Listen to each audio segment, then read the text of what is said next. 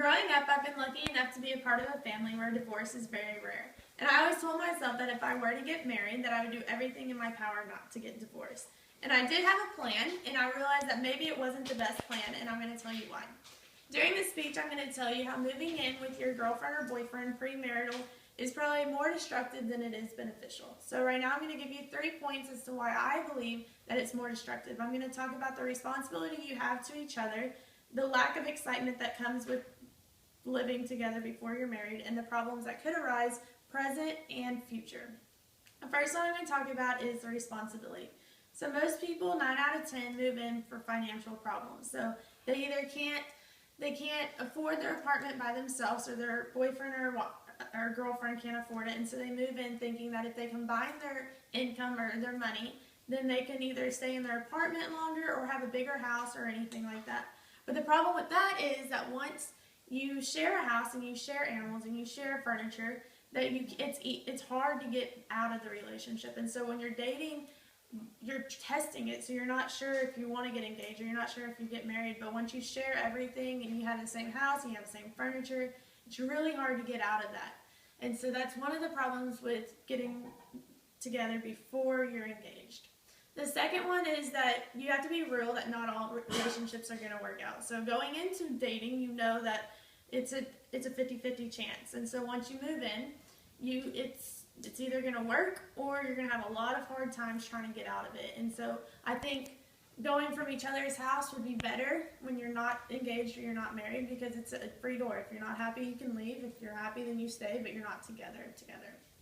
So the next one, now that we've talked about responsibility to each other, I'm going to talk about going back to our vows and the stressors that comes with living together. So the first one is family and peers.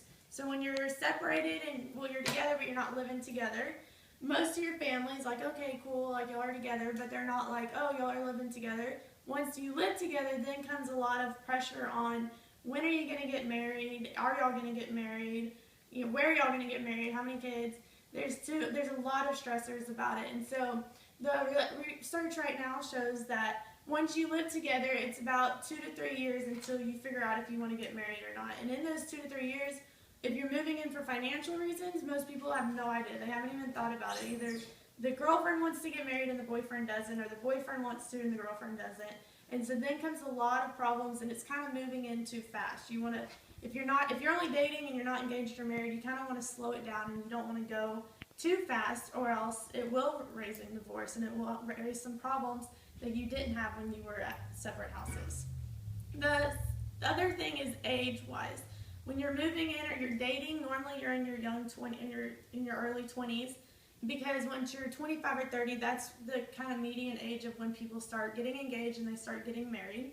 And so at 23, it shows that it's about 5 out of 10 times more likely to get divorced at the age of 23. So whenever you're figuring out if you want to go to either spend time with him to see if you're more compatible, or if you're just going for financial, it's kind of a test run. And once you move in, that's not really a test run anymore. That's either you're living together or you're going to work out and you're going to move on to your farther things.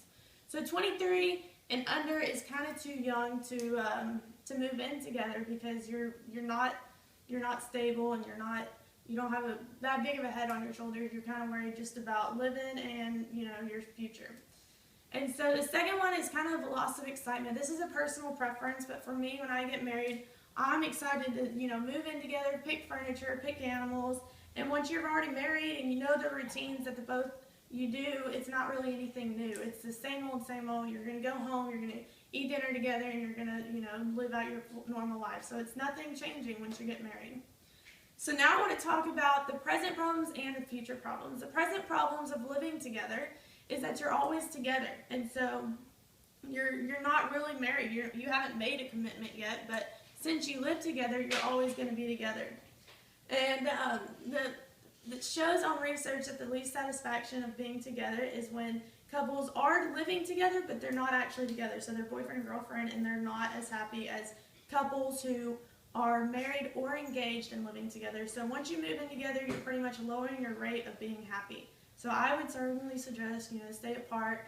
Don't rush into anything. The future problems are your marriage is going to be unhappy. You're going to realize that you have no chemistry, that you're only together for the sake of having financial problems and being in an apartment and, you know, holding each other up to survive in their workforce. So now I've talked about responsibility and your vows and stressors and your present and future problems. I want you to realize that maybe it's not the best to move in. And I want you to realize that during this speech, I'm only talking about people who are dating. I'm not talking about people who are engaged or married. And if you're worried about divorce, don't rush it. Wait for it. Thank you.